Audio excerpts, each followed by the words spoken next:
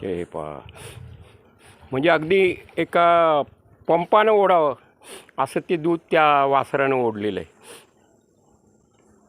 म्हणजे यांची खाण्याची क्षमता किती हे असते, जबरदस्त.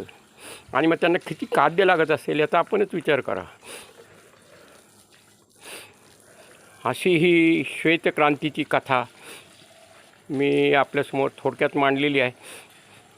आपणही कधी शेतकऱ्याच्या घरी गेला किंवा दुधाचा विचार केला तर कसं दूध मिळतं, त्याच्यामागे किती कष्ट आहे याची जाण ठेवा.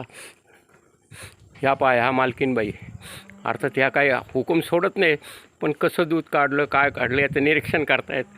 ते पाहता दूध चाललं, ते ओसरीत एका हवेशीर जागेत ठेवतील, त्याला सांभाळावं लागतं, त्याला झाकावं लागतं.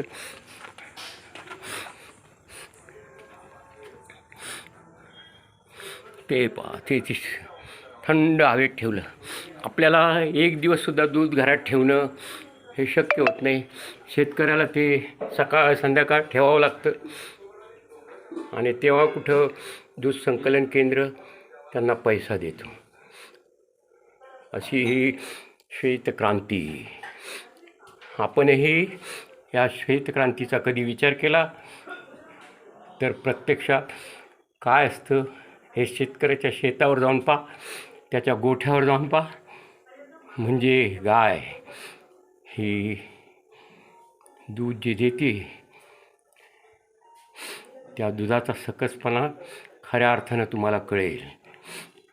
चला तर आपणही असाच प्रयोग करून पहा आणि दूध कसं संकलित केलं जातं याचा अनुभव घ्या. धन्यवाद.